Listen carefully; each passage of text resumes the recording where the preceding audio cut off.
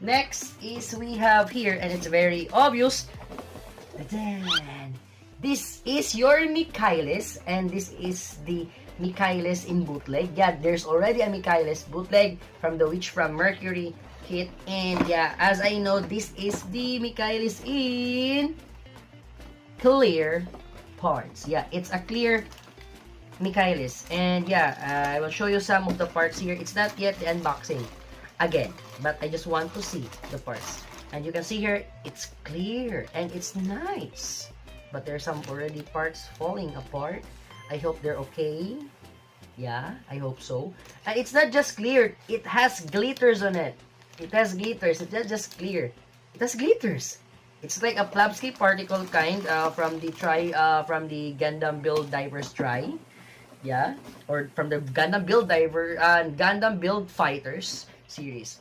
So this is the Michaelis.